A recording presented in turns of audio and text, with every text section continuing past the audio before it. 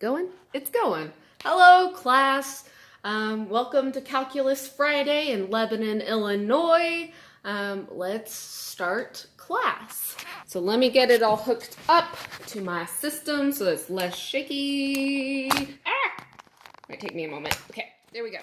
All right, so aiming it at the notebook. Here we go. All right, so first we're going to begin by talking about the announcements. So you do have a quiz on Monday. And again, these quizzes are replacing your last 2 exams. You're having 3 quizzes instead of 2 exams. We will get into that later in the video to discuss it. But for right now, there is one on Monday. It is at class time. You have to do it when you're supposed to. If you go on and you do it afterwards, it's not going to get you full credit. Also, you have an old exam 2 due tomorrow that is on Canvas. So I would just do one of those. I would recommend doing more than just one of them for studying sake, but only one will be due for completion grade tomorrow night. Also today I'm going to have my Zoom 30 minutes from 3:30 to 4 p.m. as normal. And then tomorrow I'm going to have an extra one from 11 to 11:30 a.m. So if you need to ask questions, I'd recommend use both of them. So far, the most I've ever had in one Zoom meeting is 4 people. Also, just in general, if you ever want to have a one-on-one Zoom meeting with me, I'm just hanging out at home, I'd be very, very happy to set up an extra one with you. And if you look at the syllabus attachment, or the new syllabus, I should say, the revised syllabus, you'll see that there's a number at the top. That is my personal cell phone number. I recommend please don't call me, but if you want to arrange a Zoom meeting, send me a text. That's the quickest way to let me know that you are trying to contact me. But yeah, all right, other things, syllabus and other meetings. So again, just the syllabus, the new syllabus is up. It's got the new grading scale. It's got my number on it. Also other meetings, so I already mentioned that. But I also want to say, I think on Sunday I'm going to do an extra bonus review video where I'm going to do a few extra problems. So if you wanted to use that as a study help, be looking for that on Sunday afternoon. All right, so we're going to do a couple of review problems for your quiz. So we're just going to start working through some of these. Again, I have not worked them out ahead of time, so you'll get to see me figure it out as I go, which I think is good. So this first problem, find the area of the largest rectangle that can be inscribed under the curve y equals e to the negative x squared in the first and second quadrants. So I drew a picture of this curve. Again, it's not perfect, imagine it is. And then I drew a rectangle underneath. So this is the picture we're going with. So whenever you have your quiz on Monday, you're going to have 2 word problems in it.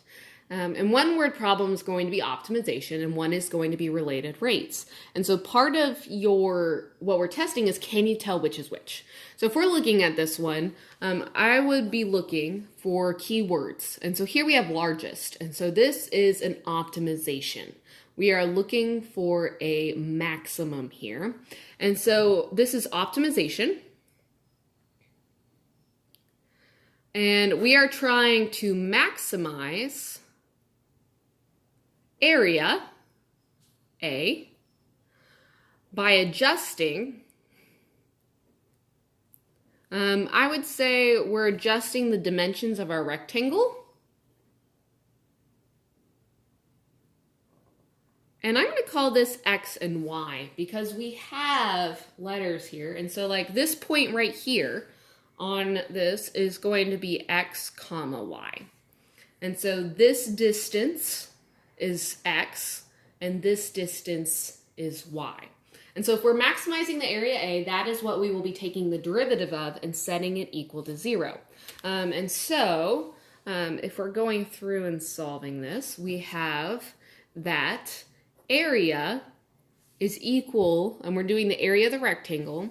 So our height is Y, but our width is actually 2x. Again, I didn't draw it perfectly, but that's okay. So it's going to be Y times 2x, or 2x Y. So that is the area of the rectangle, and we're trying to maximize that by taking the derivative of either x or y. So we need to get this down to one variable. So one of the things we can do is we look back in our word problem, we see, is there anything we can use? And yes, we are given a direct relationship between y and x. And in fact, the easiest way to take this derivative, or the easiest way to substitute, is to substitute in for y. Again, you could do it for x, but you'd have to do some algebra to this, use natural log, etc. So instead, all I'm going to do is substitute in a equals 2x e to the negative x squared. All right, and then we need to take the derivative. When we take the derivative, we need to use the product rule and the chain rule. So this is one factor, and this is another factor for the product rule. So a prime is going to be 2 e to the negative x squared plus, and then we have 2x is left alone. But then the derivative of e to the negative x squared is going to be e to the negative x squared times the derivative of negative x squared, which is negative 2x. And so let's just clean that up real quick. So a prime is equal to 2e to the negative x squared minus 4x squared e to the negative x squared. All right. So we have this. We want to ask the question, always ask the question, is there any place where our derivative does not exist? And the answer to this is no. Your derivative exists everywhere. So we don't have to worry about those types of critical points. But we do want to check where the derivative is equal to 0. So 0 is equal to, and I'm going to factor out e to the negative x squared. E to the negative x squared of 2 minus 4x squared. All right. So here we go, and so we have e to the negative x squared is equal to 0, and 2 minus 4x squared is equal to 0. All right, then remember, e to the whatever never equals 0. So this is not true. You never have that e to something is equal to 0. Just, it does not happen. So the only one that will give us a critical point is this guy. So if we solve this, you should end up with x squared is equal to 1/2. Which gives you that x is equal to plus minus 1 over root 2. Okay? So x is equal to plus minus 1 over root 2. So we just need to check one. So our check is for the, to see if it's a maximum. Make sure it's not a maximum and not a minimum. I'm going to use the first derivative check just because I think the second derivative is going to be obnoxious. And so first derivative check, so we want to check something to the left and to the right of the square root of 1, or 1 over the square root of 2. So let's check something to the left at 0. So left is at 0. And the right, let's just make it at 1. Okay? So a prime of 0, when we plug that in, then you're going to end up with 2. Okay? So that's good.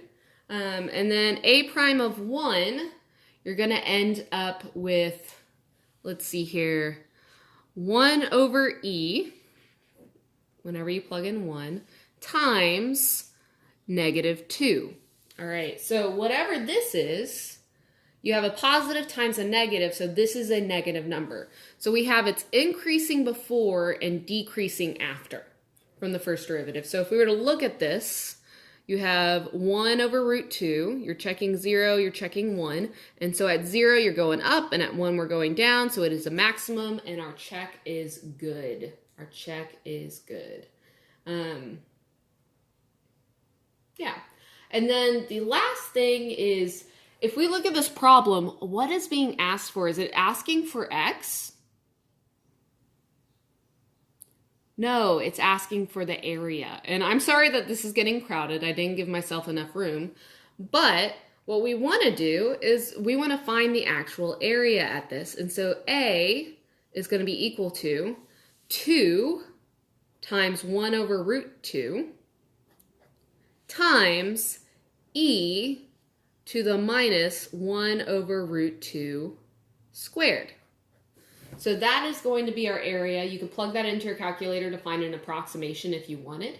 But I'm happy with this. This is a good final answer, which reminds me, this is an exact answer. On your quiz, there might be a question that says, write your answer as an exact answer and not a, what's the word? Approximation. Then you want to leave any e's, any trig functions like sine, cosine, tangent, any pi's alone. You do not want to type those into your calculator. And in fact, like this is an appropriate exact answer. Of course, we can simplify this. This could be 2 over root 2 to the minus 1/2. But like it's an exact answer. It's fine. You're good. Okay, so this was an optimization problem. So let's flip over and let's do a different problem. Okay, so the edges, you know what, I'm gonna bend this just a little bit. Okay, the edges of a cube are expanding at a rate of 5 centimeters per second. How fast is the surface area changing when each edge is 4.5 centimeters? Okay, so let's look at this problem. So the edges of the cube are expanding at a rate of 5 centimeters per second. How fast is the surface area changing when each edge is 4.5 centimeters? So we have 2 rates. We have the rates that the edges are moving, and we have the rate of the surface area. And so if we have 2 rates, then it is a related rates problem. A related rates problem, okay? And so I'm gonna draw my picture of a cube. Boop, boop, boop, boop, boop. And we wanna see what is changing and what is not changing, okay? Changing, not changing. Your goal is to find the rate, is how fast is the surface area changing when each edge is 4.5 centimeters. So that is our goal that we're trying to solve. And so if we're looking at this, the things changing is the edges. So I'm gonna put E, and E is every edge because the cube means that every edge is the same. So you could mark everyone. I'm just gonna mark 5 of them because I got tired. All right, not changing. I don't think there's anything staying the same. And so if we're looking at this changing, we also have surface area, which is changing. You also have volume is changing. So volume is changing. And then there's nada.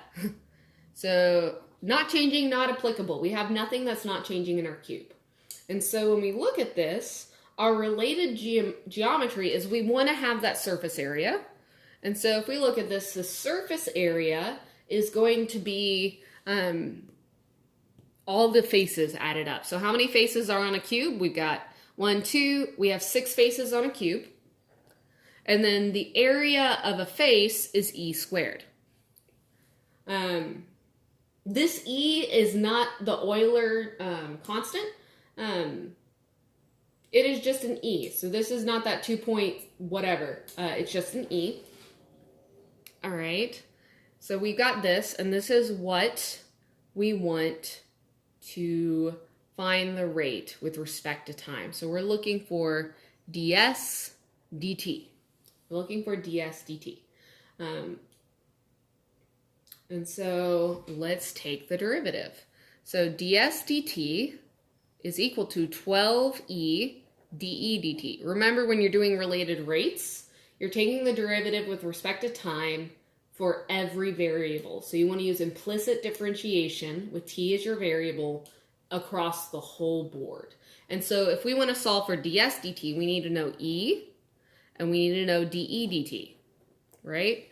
And so e, well, our e is 4.5 centimeters according to our problem, and our de dt is 5 centimeters per second.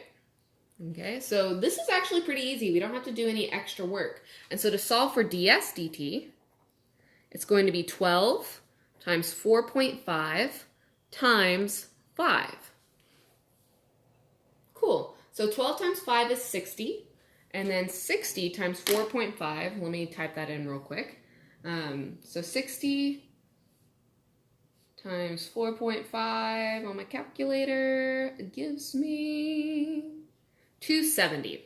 And so ds dt, So the surface area is changing at 270 centimeters squared per second.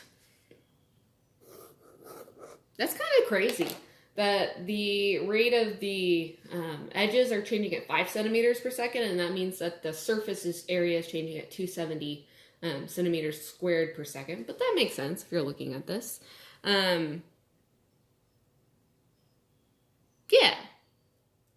Cool. All right.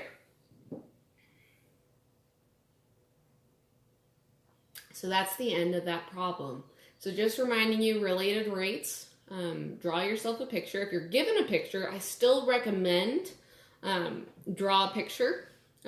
Just maybe it's to make it simpler. Like if you're given a complicated picture and you can tell it has to do with a right triangle, draw a right triangle to the side. But yeah, so that is a related rates question. Okay, let's flip this over and do some more. Okay, so we're going to change tracks. We're going back to what we were learning about definite integrals. So far, we have only been working with positive values when working with areas. So our definite integrals. However, integrals can be negative. We call this signed area. So just as an example, if you have something like this, like going like this, then this would be a negative area, and this would be a positive area. As long as, and this is kind of like a, I'm going to put this up here. It doesn't mean anything to you right now if you haven't taken calculus, but it is a very, very important point. As long as you're integrating from left to right, then things down here are negative, things up here are positive. Remember back to our definition of an integral is with a Riemann sum, so you're adding up these rectangles. And so your width is some positive value, but your height is a negative value. And so that gives you a negative area. Now, if we were going from right to left, then your width would now be a negative value. And so it actually would flip-flop what's positive and negative. But you don't have to worry about that yet. We will get into that probably next week. But yes, so let's actually go through and solve something. So let's suppose you are given a function like this. And we want to find out what is the integral from -2 to 4 of f of x dx. So this is a graph of f of x right here. And we want to know the integral from -2 to 4. So we could set up a Riemann sum. We could discover what is the formula for f of x. It wouldn't be too hard. But it's even easier than that. What we can do is we just need to remember that a definite integral is the area bounded by a curve. So we can just straight up use geometry here. And so the area of this section right here is going to be -2, so it's a square that has dimension 2 by 2, and so it's 4. But because it's below the x-axis, it's actually -4. And then we have a right triangle.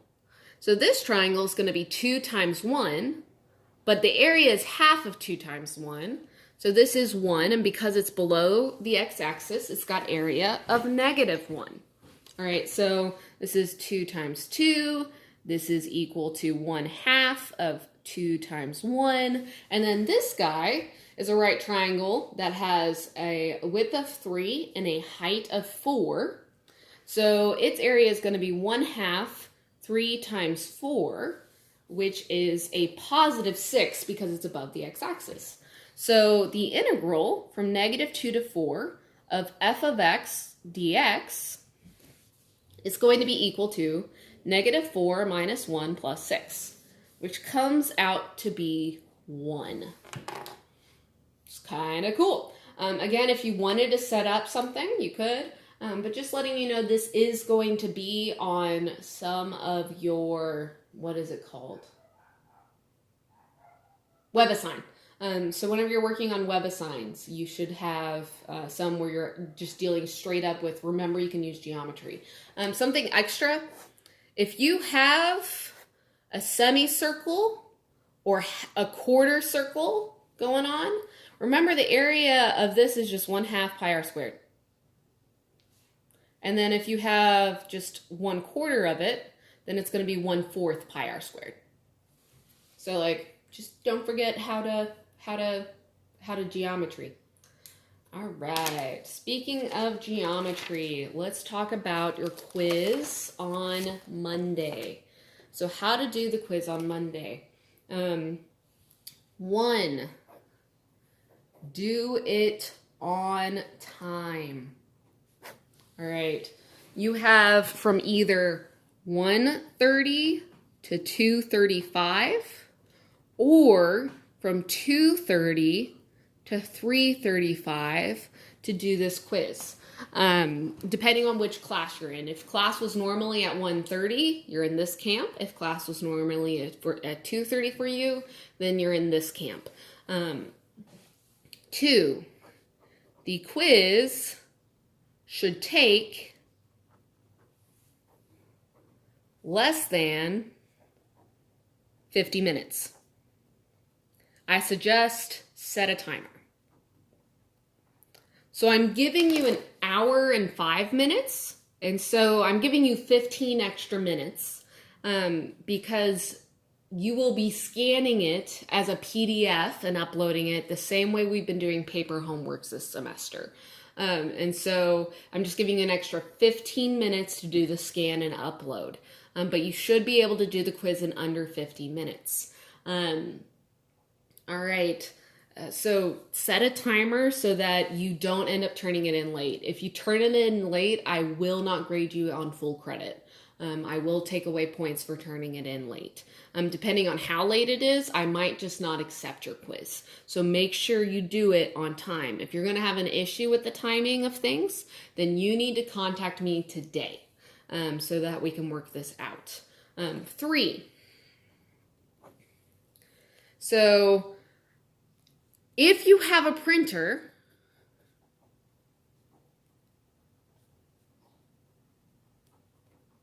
print the quiz.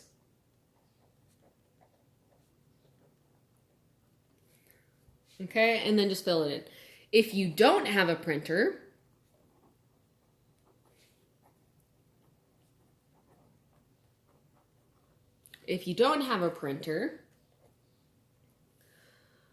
on your own paper,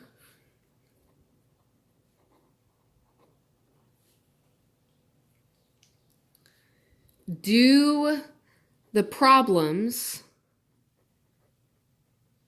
per page. All right, and that's not very descriptive. So what I mean is, like, if you're looking online and you have some problem A, B, and then there, on the next page there's a C, then on your own paper, so this is the online version or the PDF that people are printing off, then in your own version, so on own paper, what I would expect is you won't have to write the question, but I do expect you to put A, B, and then flip it over and do C.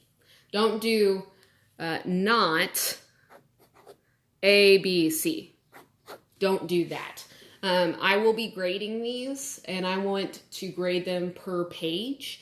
And so if you end up doing this, I will take off points, just because I'm letting you know ahead of time on what my expectation is. And so just make sure to keep things, the spacing the same when you're doing the quiz if you aren't printing it off, which is fine. You don't have to print it off. Even if you have a printer, if you don't print it off, as long as you do this, I'm okay. I'm okay. And again, you don't have to write the question on your page. You just have to put your answers in the right spots. Okay. All right. And now the material of the quiz. So 4 is the material.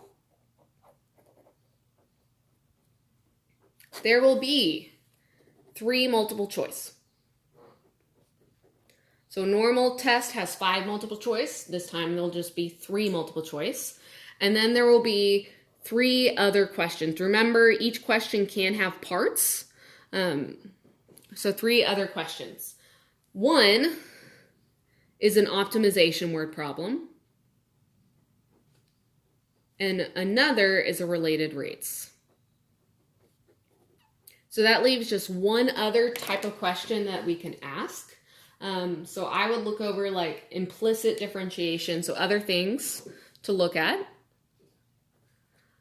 Implicit differentiation.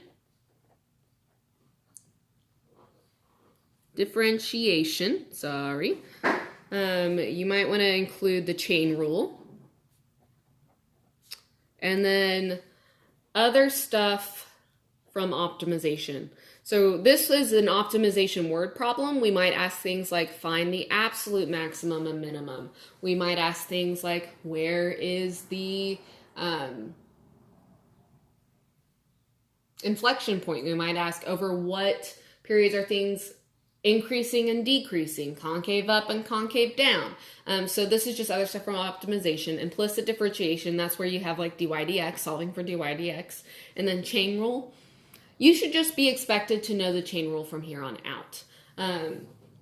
But yeah, so this is what is going to be on your quiz on Monday. And then the last thing I want to say is 5, don't cheat. Don't cheat. So if you are in my later section, actually, both of you guys, like both classes are afternoon classes. There are other Calc 1s that are in the morning. I just ask, don't contact people you know who have already taken the quiz. Like, it's just not fair. Number one, you get an advantage that they don't get. So just don't cheat. I'm not going to be there to be watching you. I just have to trust that you're going to be fair. And what that means is, like, don't have other material with you. So don't talk to others. All right. Don't look up stuff. So that includes notes or internet. Notes or internet.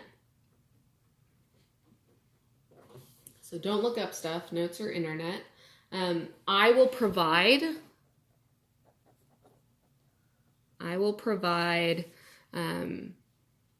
a geometry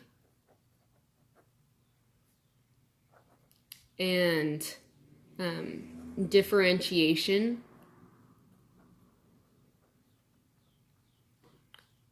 extra sheet.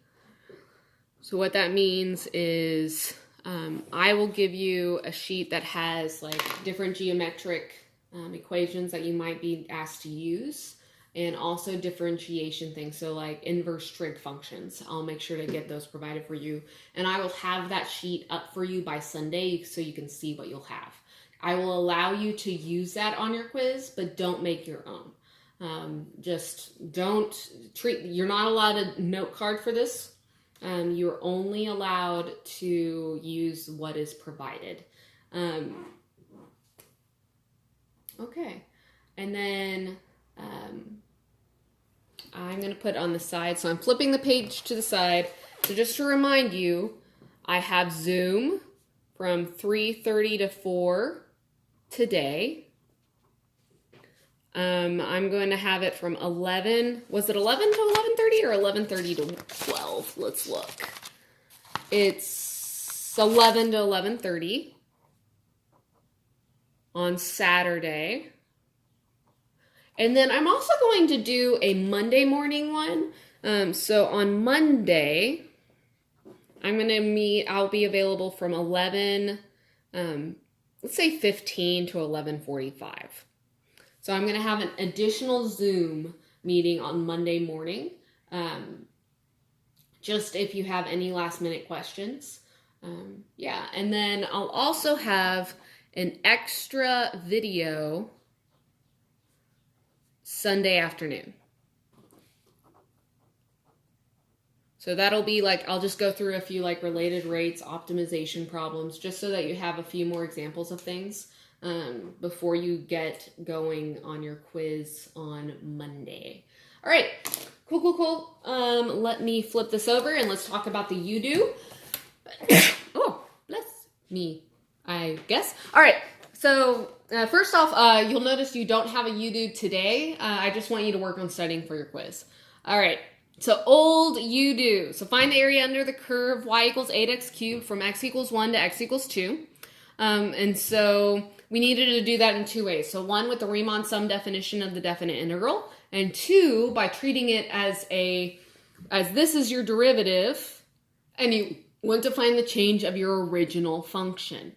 And so let's look at the Riemann sum way. So you get delta x is equal to 2 minus 1 divided by n, because you have n rectangles. So you get 1 over n is your width. And then your height, it's going to be 8 times something cubed, because it comes from this equation. And the something cubed is going to be 1 plus however many widths it is to get to your particular rectangle. So here it'd be 1 plus 1 over n times the number of rectangles that you're at, which is j.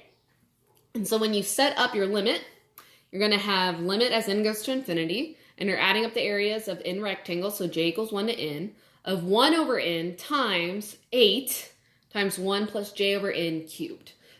You'll notice that my 8s are kind of squeezed in. I completely forgot to put those in whenever I was working it out on my own, and I'm like, this is not the answer I should get. So the 8 is there, and so I'm going to pull out 8 over n in front of my sum, and then I distributed that 1 plus j over n cubed, or I FOILed it out. I used Wolfram Alpha for this, I admit, because that would be obnoxious to do on my own.